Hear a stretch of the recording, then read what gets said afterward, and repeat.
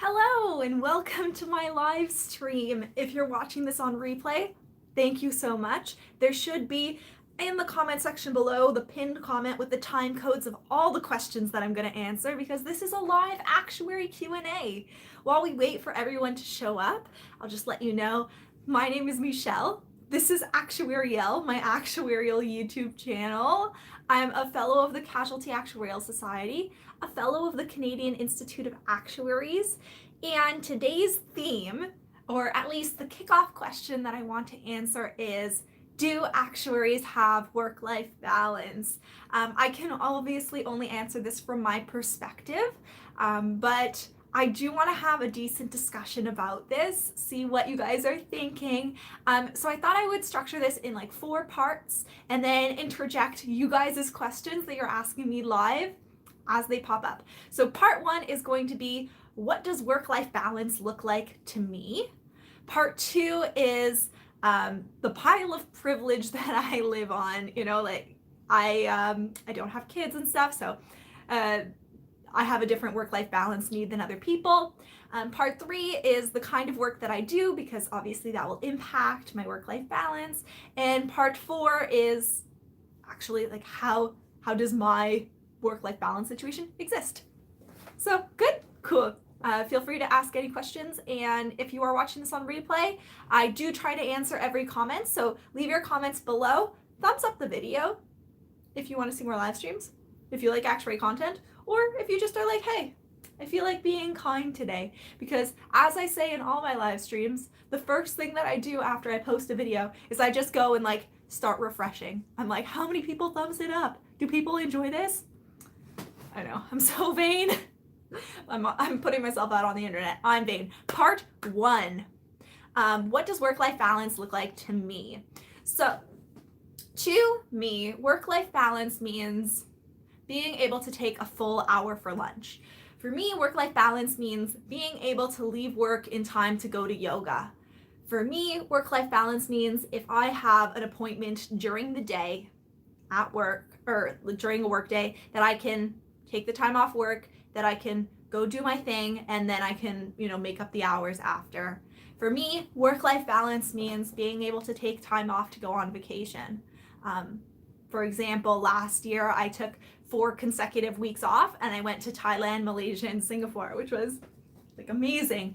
And so having the ability to say, look, I'm going to take off 4 consecutive weeks and go on vacation to Southeast Asia, like that to me is an example of work-life balance that I want and need. And so that is what work-life balance looks like to me.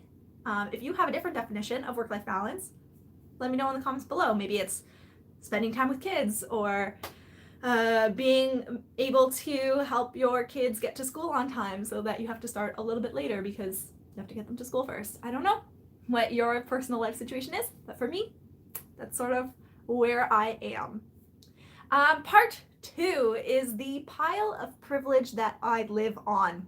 So, again, I do not have the same life situation that everyone else has. My responsibilities include making sure that I show up to work and making sure that I pay my bills on time, and then making sure that I don't put myself into a bad health situation.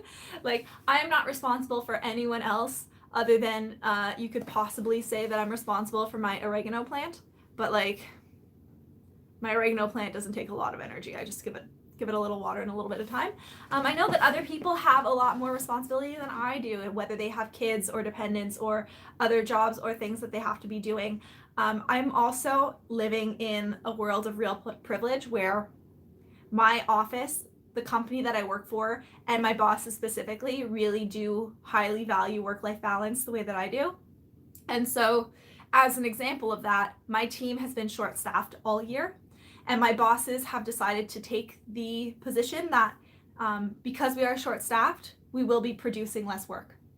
They aren't saying, okay, we need to produce 100 units of work, and usually we have 10 people, and so 10 people do 10 units. Obviously that's not how actuary work works, but and so if we were 5 people, then we'd all have to take 20 units. Nope, they're just saying, okay, if we're only 5 people, then we can only produce 40 units of work. Sorry, that's not how multiplication works. If we're 5 people and we can each do 10 units, 50 units of work will be produced instead of the 100 that the team should be producing. And so that is a real position of privilege that I'm in, where my bosses say, look, we're not going to get as much done because we're not as many people. And that really allows me to have what I would consider great work-life balance, because they have built it into the culture. And I think that's really not unique, but I hear stories of people where they say their workplace is kind of toxic, and like, I'm sad for that, because it can be such a great place, and having a good non-toxic culture at work is just something that, I don't know, helps people feel better. Let's see what questions have come in. How many package per year? I'm not sure I understand your question. I'm sorry. If you could restate that, that would be helpful. So the next part about work-life balance I wanted to talk about is just clarifying what it is that I do. Some of you may know what I do at work because you've watched my other videos. Thank you for doing that. If you haven't watched my other videos, feel free to binge. But what I do as an actuary is I work for an insurance company, which means that my deliverables are for the insurance company. My deliverables are not directly to customers. I come up with prices for car and home insurance, which means that I come up with the algorithm that then gets taken and put into the system that then, if the broker or the sales agent wants to quote an insurance price for a customer, they would say, you know, this person is a 26-year-old male living in this neighborhood with this type of car. What premium should they get? They'll put that in the system. The system will use the algorithm that me and my team came up with, and then they will take that and it will generate a premium. But I am not the person who is working with the customer. And so because of that, my timelines are much more flexible, because if everything that I'm doing is for my company, then if my company has 7 different priorities for me, I can go, okay, listen, which one of these is the most important thing for me to do? As opposed to if I were in a situation where I were working for external clients, client A doesn't care that I'm working on something for client B, client A wants their work done. So it's much easier for me to reprioritize work when all my work is going towards the same goal, which is, you know, making good insurance prices for the company that I work for. So that's kind of what I do. It's very project based.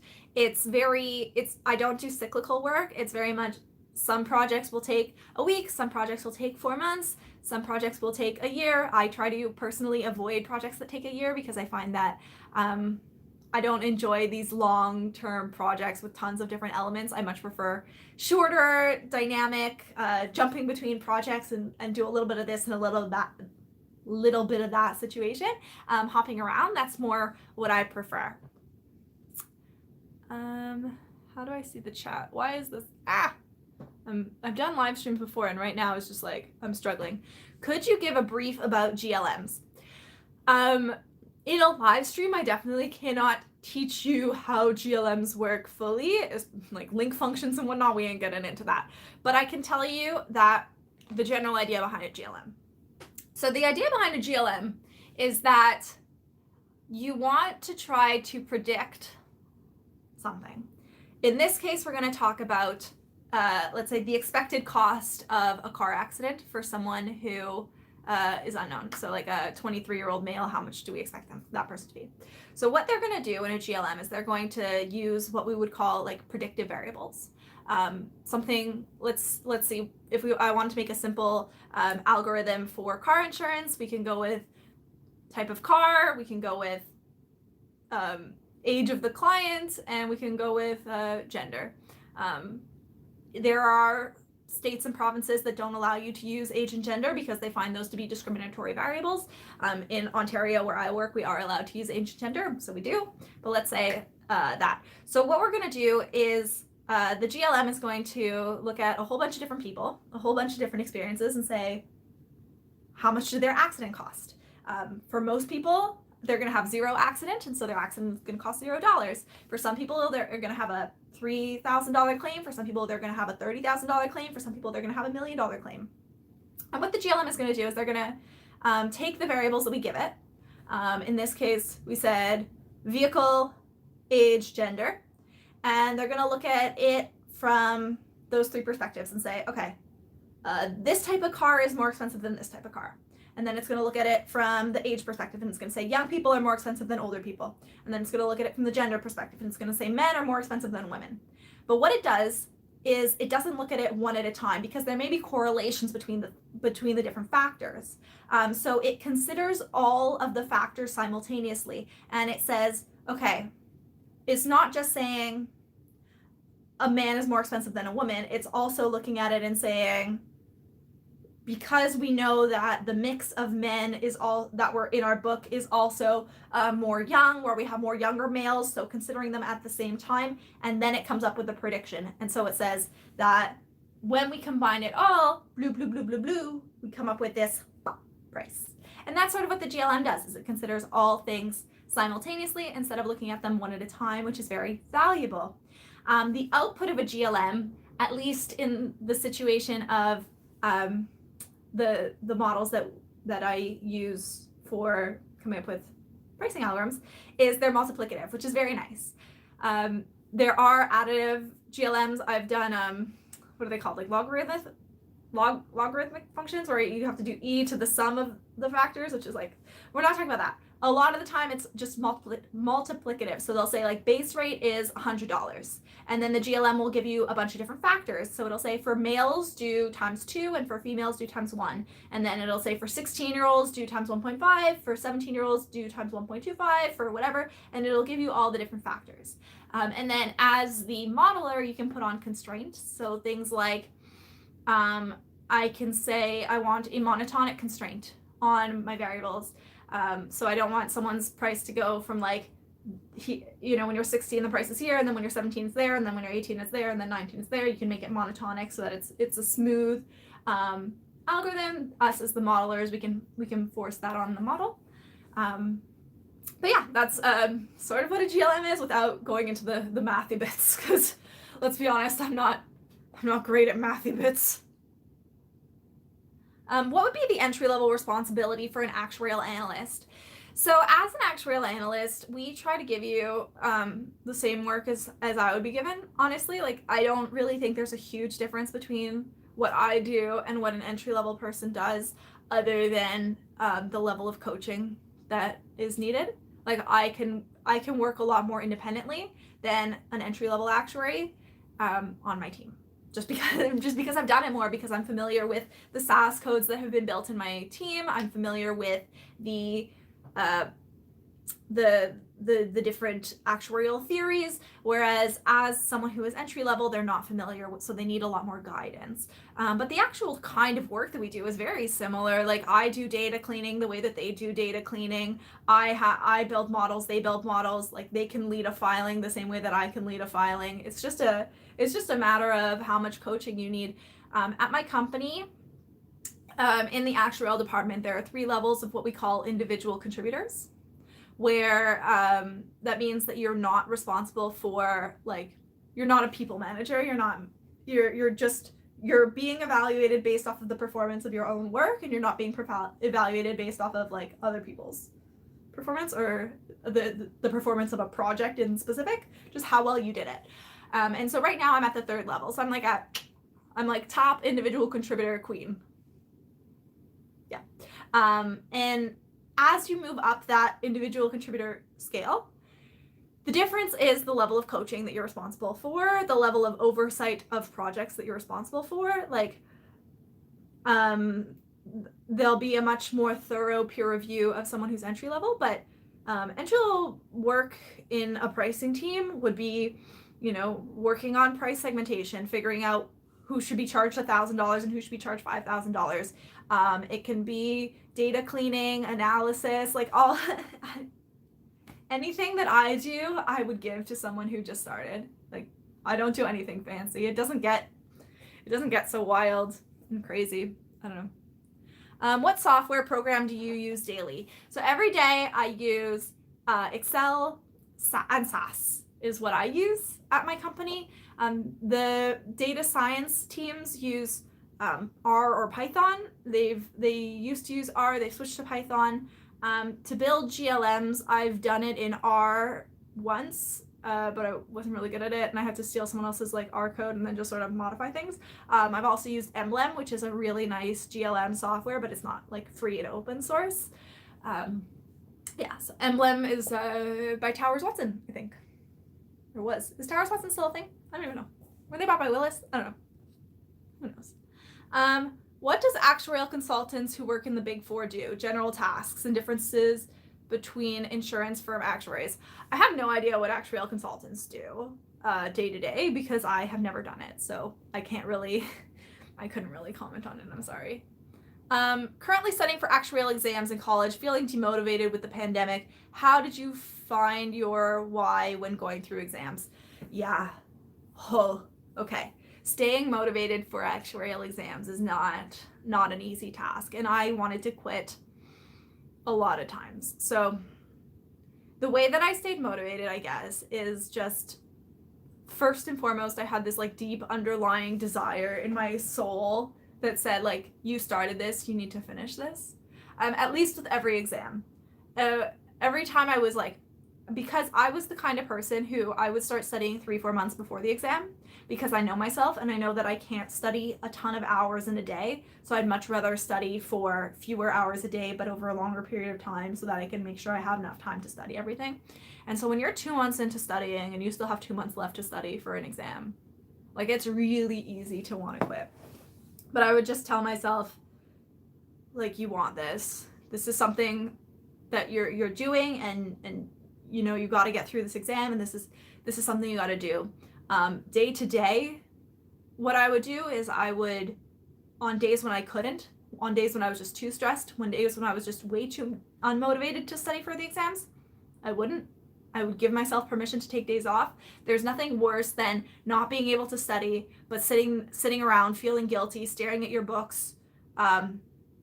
So you're not studying, but you're also not enjoying the time. You're just sitting there making yourself miserable. And in the later exams, I just told myself, listen, like take the time off. It's fine. You can take a break. You'll feel much more fresh later. It's so much better. On days where I was just like, okay, I can study, but I don't really want to. Let's see what I can do. Food. Like I would motivate myself with snacks so much. I would motivate myself with study music. I would try to do it. There were so many times when I said, if I don't pass this exam, I'm not going to write the next one. And then I didn't fail any exams, which helped. And I was like, well, I guess I got to keep going because I passed it. So I'm going to keep going. But yeah, no, staying motivated is really, really hard.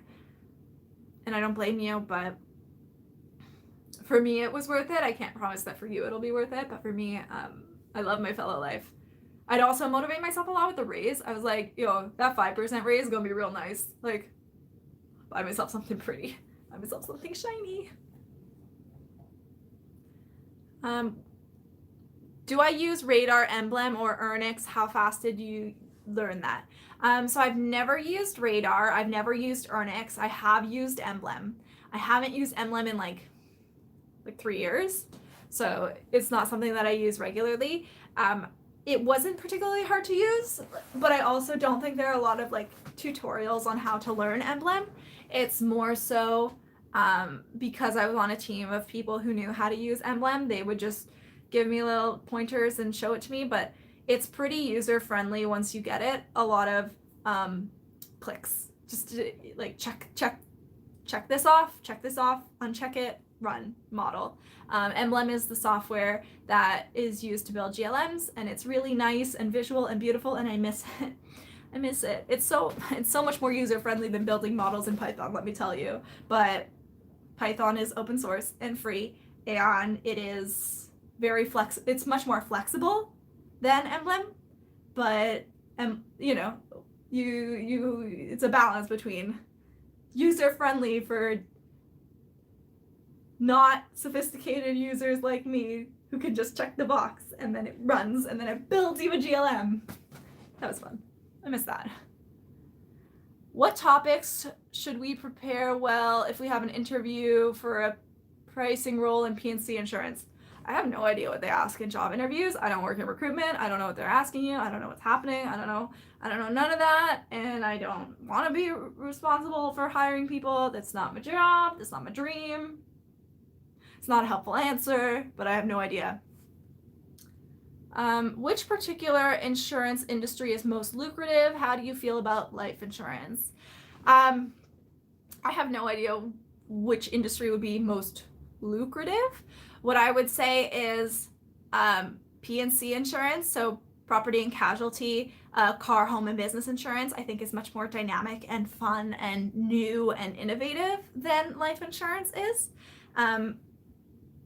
There's a lot of machine learning going on, a lot of fun predictive modeling happening with car and home insurance and with business insurance that just I don't work with life insurance, but I don't see as much of that exciting new innovation happening on that side.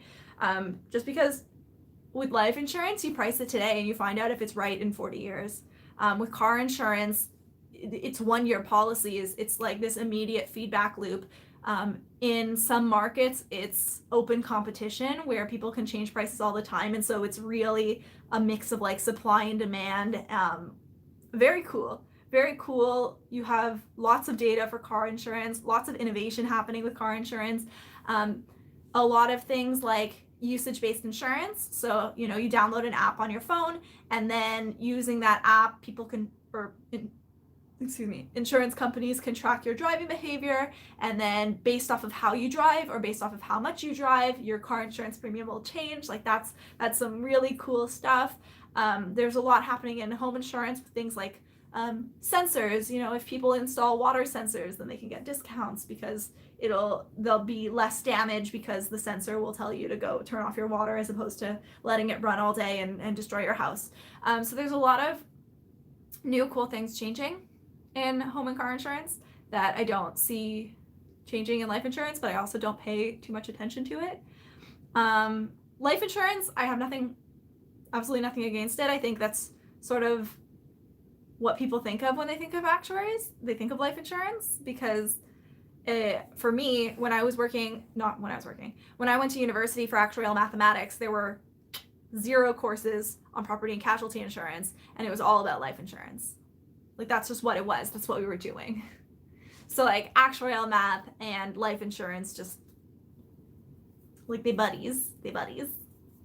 Car insurance is like new and innovative and fun, and I like it. It's fun. What % of actuaries would you say pass the exams all on their first try? Some? I don't know. I know a few.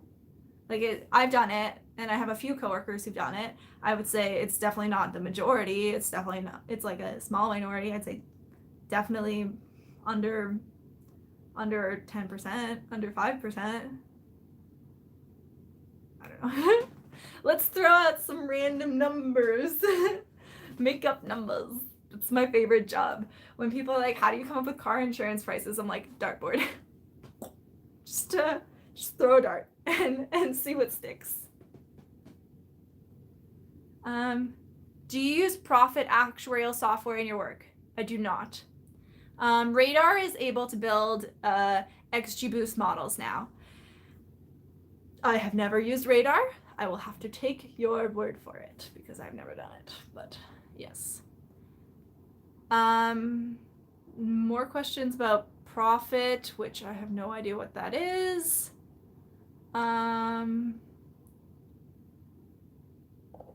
What is it related to?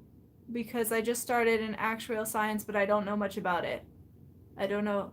I imagine that's in response to something that I said, but I don't know what it is in that context of the question that you just asked. So if you want to restate your question with what it is, I will answer it. So what does work-life balance look like for me? I would say that I have very high work-life balance. I'm really, really blessed about it. I'm always able to go to yoga after work. It depends on the day, which class I do. But usually my yoga class is either at like 5:45 or 6:30, and I'm always able to get out of work on time to get to my yoga class. It used to be that I had to go from work to yoga. Now that we're in a work from home situation, I work right here, and then my yoga class is just right over there.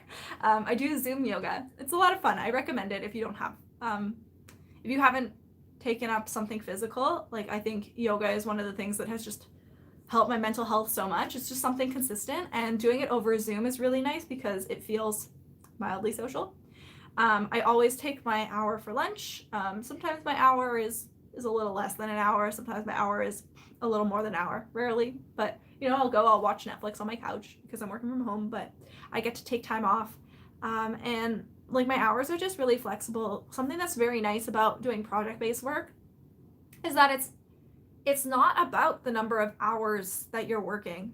I got a comment on one of my videos recently that I found funny, and they asked, did you ever study for the actuarial exams during work hours? And I said, like, yeah, I get paid study days, and that's one of the really nice perks of being an actuary. And they said, no, I meant, like, did you steal study time, like, while you were supposed to be working? Did you, like, sneak off and study? And, like, I think that's a really funny question, because it makes you think that actuarial work can be divided up into hours. It's like 1 hour of work is 1 unit of work product, and that's not how actuarial work works. The idea of the 40-hour work week dates back to the Industrial Revolution, where you're working on a factory line, and if no one's there to do the work, and you produce X units per hour, and so if you work this many hours, you produce this many units. That's not what happens. If I'm working on a code and there's a bug in it, it might take me 30 seconds to find the bug. It might take me 3 hours to find the bug, but I've done the same amount of work, which is just debug code. And it can take a little bit of time or not a lot of time. The work that I do is not hourly. Sometimes what I have to do is just stop, go take a walk, and then come back and, like, clear my head. And so the idea of stealing hours from work to go study is not really a thing when you're an actuary, because I'm not stealing hours. Sometimes your brain just needs to click off, and it's something interesting. As long as you can produce your work, as long as you can make your deadlines, you don't really have to do it in the hours, like during work hours, especially in this time where we're work from home. Like, if you want to work at night or on the weekends, it's different. The reason why people like this 9-to-5 lifestyle is in case I have a question for someone else. Like, there are core hours where everyone is in the office, and so there are core hours where meetings can happen, where everyone's questions are getting answered. But that doesn't mean that that's when everyone does their best work. That doesn't mean that's when everyone should be working. Yeah, it's just the work that I do really depends on the number of hours that I do. Different parts of my project, like when I'm doing data cleaning, yeah, it's just time. Like, I have to spend the time to look through it, and depending on how clean the database is already, if it's nice and it reconciles immediately, data cleaning or data prep, easy. If my data isn't reconciling and there's something weird going on, then it takes longer because I have to spend the time to figure out what's going wrong, and then where is the problem? Is it a problem in my code? Is it a problem with the underlying database? Is it a problem with my understanding of the database?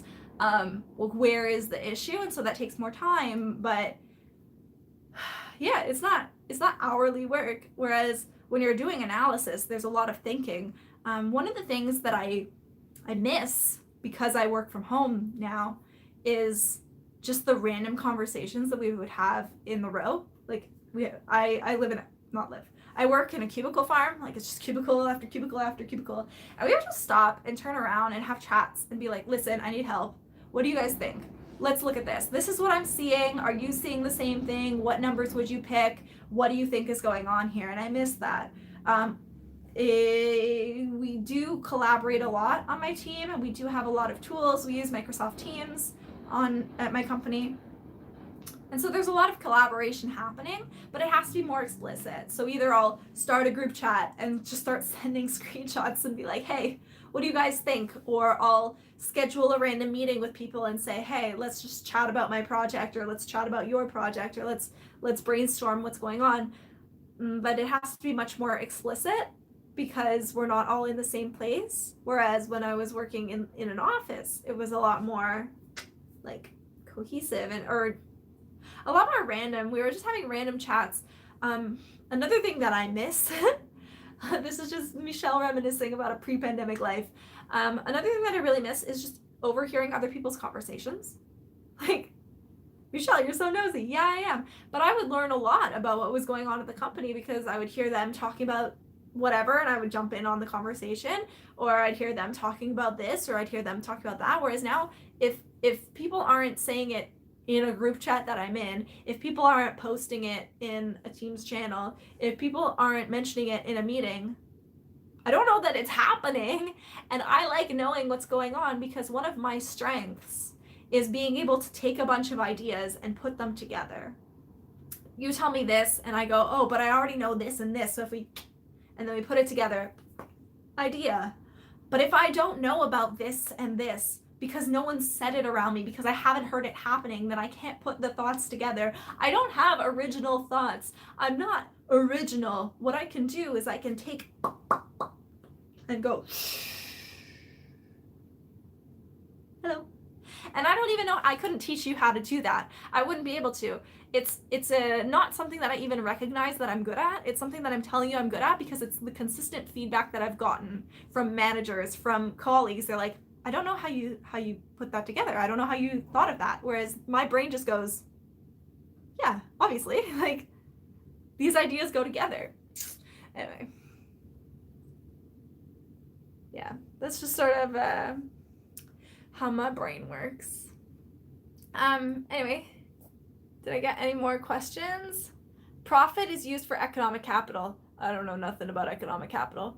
What are the work hours for your company as well as other insurance companies? I can't talk for other insurance companies. My company, we're paid, or we're supposed to be working 35 hours a week.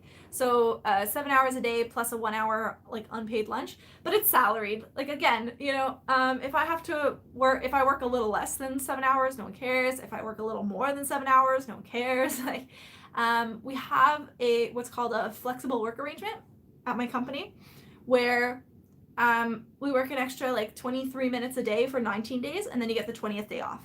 So because it's 7 hours a day divided by 19 days, you get, it works out to, you take those 7 hours and then you work them over 19 days. So it's about 1 day off a month that we get, which is really nice because people, you know, it's easy to work just an extra like half hour in a day.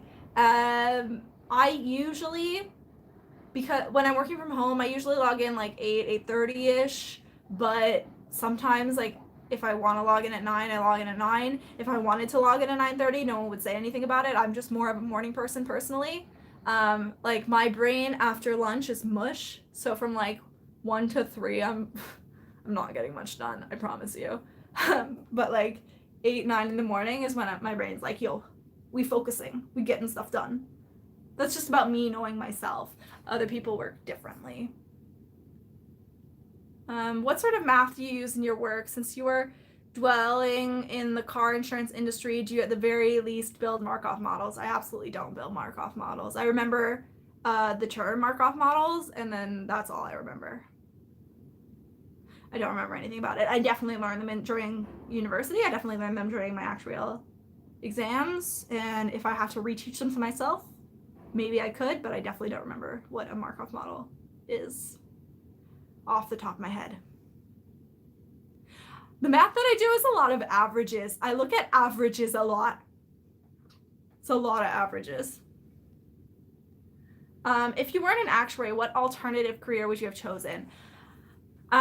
So when I was trying to choose, I was choosing between actuarial math and engineering, but in hindsight, probably something more like computer programming, software engineering, or data science would be something where I probably would have gone otherwise, like as a hindsight career, just because It's a lot of fun. I don't know too much about programming. I don't know how to program in Python. It's been on my to-do list for 2 years to learn Python, and I still haven't done it. Maybe I'll put that as a 2021 resolution. I don't know about it, but I think it would be very interesting to know. If I could do anything and not consider my skill and money, things that interest me are teaching. Teaching would be kind of cool. I just feel like teaching is like a lot of work and quite stressful, but I think it'd be fun to be a teacher. I would also love to know about graphic design, but that's something that I don't think I have the skill for. Like, if you watched my latest video on the fundamental insurance equation, first of all, thank you for clicking on that video, because obviously that's not the most clickbaity title, but like the number of thumbs up and the amount of just like positive feedback in the comments on that is just like, you make me so happy. I tried to put like graphics on the screen, but you can see that my graphic skills are lacking. They're lacking. I would love to know how to do graphic design, but I just don't have the eye for it. Maybe I'll take a course in 2021. Who knows? What methods do you use for calculating IBNR other than chain ladder? So I am not a reserving actuary, but there are other actuarial techniques. I would say the other two big techniques that are pretty like basic and fundamental, there's the expected loss ratio method, and then there's the Born-Huder-Ferguson method, and then there's the chain ladder method. So those are the three methods. If you want a video on the comparison between the three methods, that's probably something that I will do in 2021, because I have gotten really, really, really nice feedback on my chain ladder video, like really nice comments on that video. Like, it really warms my heart. So I think I'll be making more videos like that, because it's something that I feel comfortable talking about. If you asked me to make a video about Markov chains, I would say, I don't know what that is. but yeah, the comparison between the expected loss ratio, the Born-Huder-Ferguson, and the chain ladder, like, that's something I could definitely make a video on. Explain how prices for renewal are built in Ontario. No. How do you think P&C pricing will change in the future? So there's definitely a shift going on in pricing from GLMs, which I was talking about earlier because someone asked the question, to more machine learning, XGBoost, like tree model, machine learning-y stuff. So that's a big shift. I think there are just a lot of fun, interesting trends going on. Like I was talking about, usage-based insurance is going to really change the game. It's going to impact how we price insurance. Things like, what is going to happen with driverless vehicles? We've got these OEMs, these manufacturers of cars who are going to start jumping into the insurance business. So are they going to start underwriting the business, and then traditional insurers are going to be the ones backing it? I don't know. There's just a lot of fun going on in insurance, a lot of interesting trends to stay on top of. How important is R to learn? I don't use R, and we don't use R at my company anymore. We switched to Python. So I'd say like it's medium important. I think once you know one programming language, it's easier to learn more of them. So if you know R, then Python should be easier, then C++ should be easier, then do people use that? I don't know. I'm not a machine learning girl, but I think you have to know at least one, because the first time you learn it, it's going to be hard. The first language that I learned was Java, and like I remember my friend just trying to explain to me what an array was. He's like, it's just like mailboxes, like you just have it and then you can plug whatever you want in them, and that's what an array is. And I was like, I don't understand what you're talking about. This doesn't make any sense to me. So the first time that you learn just the concept of an if, the concept of a for loop or a do loop or a where loop or whatever the loop is called in the language that you're talking about, it's like hard to wrap your brain around. But once you get it, it's not that hard. It's pretty easy. It's just about switching up the packages at that point and understanding the different packages. Do I code at work? I code in SAS mostly, and I try to avoid Python, but I will have to learn it one day, maybe, probably. Tips for young actuaries. Pass your exams on the first try, please. That was basically my attitude, is I would rather study more hours the first time so that I don't have to study it a second time. And obviously, like, at a certain point, you can't control it. Like, you can study all you want, and some people still fail.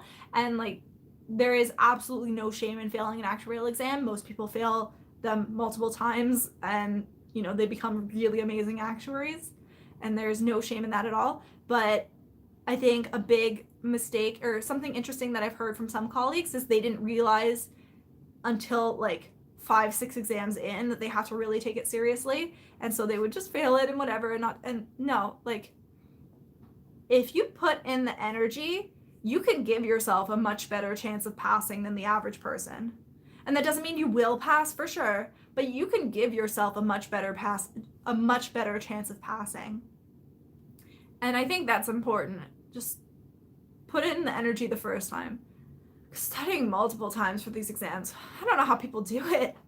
I have so much respect for my colleagues who, you know, they've passed 10 exams, but they've also failed exams 10 times. And that shows like so much strength of character and so much determination and so much grit that they would continue studying for exams after failing that many times. Like, I'm so proud of them. For me, like, yes, it's impressive that I passed on all of them on the first try, for sure. Like, I put in a ton of effort, and I deserve the praise that I'm giving myself, that I did a good thing.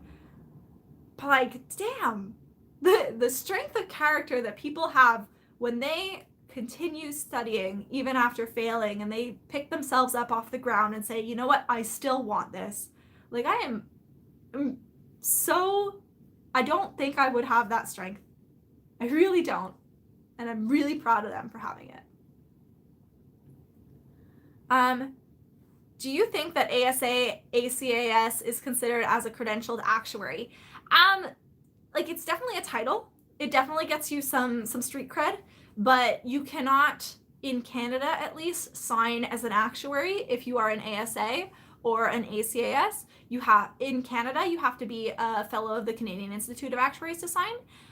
In the US, I don't know how it works on the life side, but in the US, if you are ACAS, I think, plus exam 7, then you can sign. Like, you don't have to be FCAS, I believe. I think. But here in Canada, you have to be FCAS, like me, and you have to be a fellow of the Canadian Institute of Actuaries as well, to say, like, an actuary did this correct, which I am. I can do that. How much do people learn on the job? I graduated in May, but still feel unprepared. Yo, I knew literally nothing. Like I said earlier in the video, when I studied actuarial math at university, I knew literally zero about property and casualty insurance. I took 0 courses on it. Nothing. I had everything I learned from my coworkers. I learned from the actuarial exams that I took after graduating, because university didn't prepare me. One second, I need water. I'm getting thirsty. Whew, okay. SAS, the program I use every day, I learned at my company. Did not teach me SAS. Anything to do with like building a GLM, my coworkers taught me. Anything to do about modeling and how to interpret a model. There is a really, really good paper on exam 8, CAS exam 8, on predictive modeling, or GLMs, or I think something like that. That taught me so much on just how to interpret a model. That one was really good, but that was not at university. And CAS exam 8, I would have taken that in like 2016. I finished university in 2014. Like, it was a couple years into working. Anything to do with reserving, so like actuarial triangles, IBNR, none of that was in university. Anything to do with actuarial parallelograms, I have a video on that, did not learn in university. Like, everything I learned either from my coworkers or from the exams by myself afterwards. Like, I did not feel ready at all. I still feel the imposter syndrome.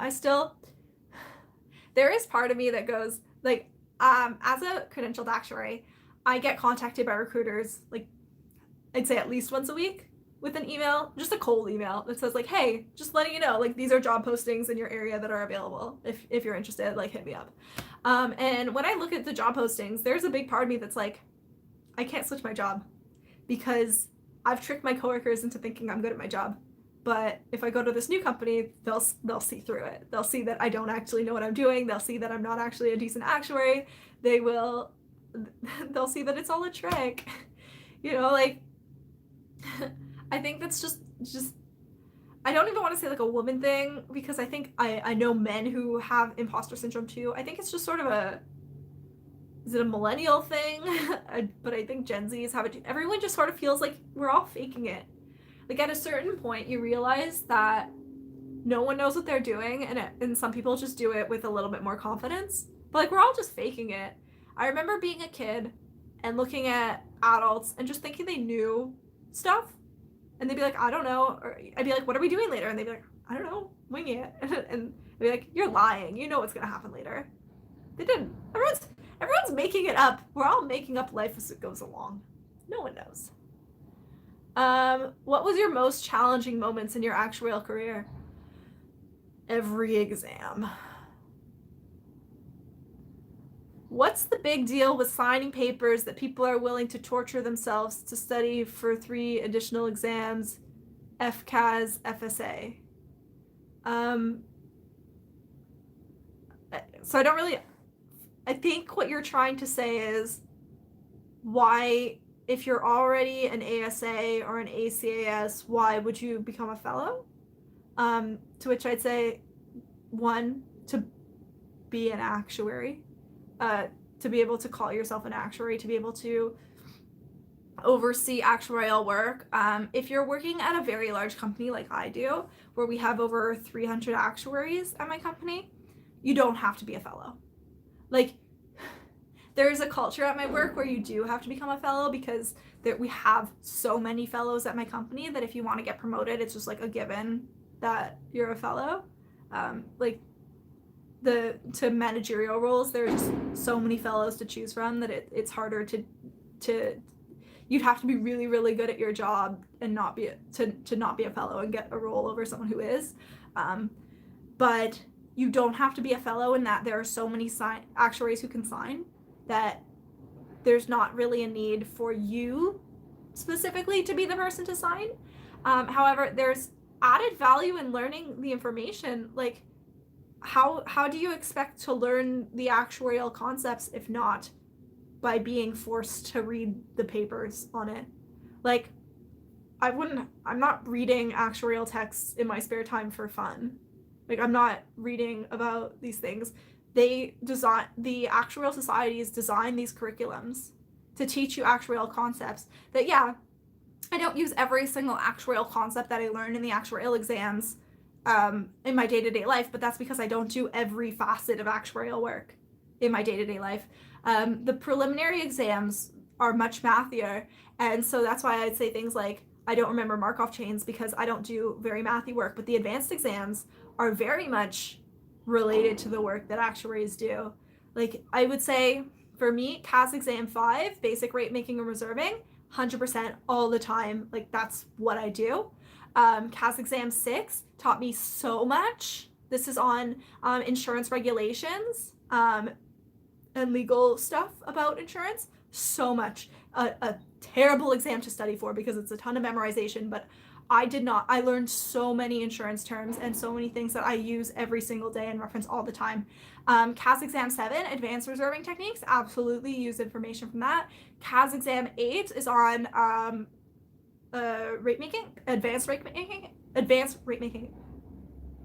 Am I saying that right? I feel like it sounds wrong, but I hear it all. I don't know if I'm saying that. Advanced rate making. There was a really amazing paper that I was just talking about like a couple minutes ago on modeling that I loved from that exam. There's a bunch of stuff on deductible pricing that's really good in that exam. There's a bunch of stuff on workers' comp, which is not a product that I work on at all. And so that was very much not helpful to me. Like, table M, table L stuff is US, not Canadian stuff. So I don't that didn't apply to me specifically, but there are so many elements of it that did. Exam 9 is the last exam that I did, and I swear I have blocked it entirely from my brain. I remember none of it. So maybe that one I didn't need.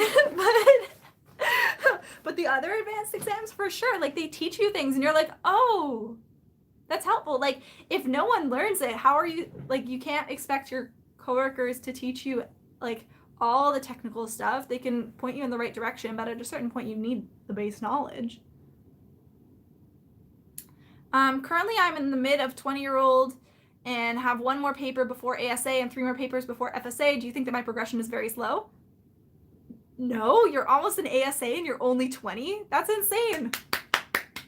Claps to you. Oh my goodness. Claps to you. Proud of you.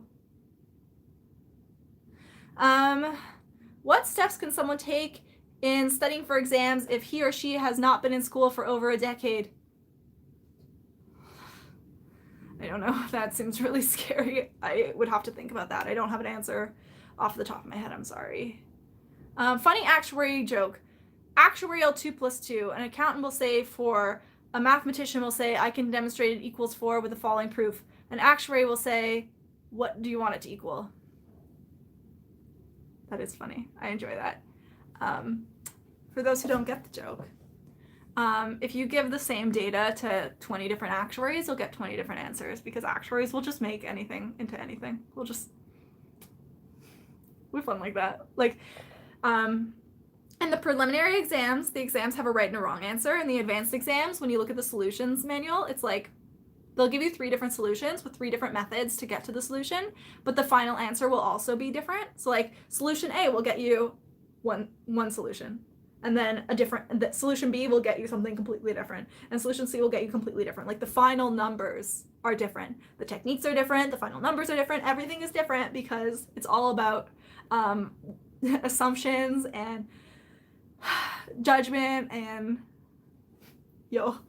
actuaries are wild. It's a wild world. Okay.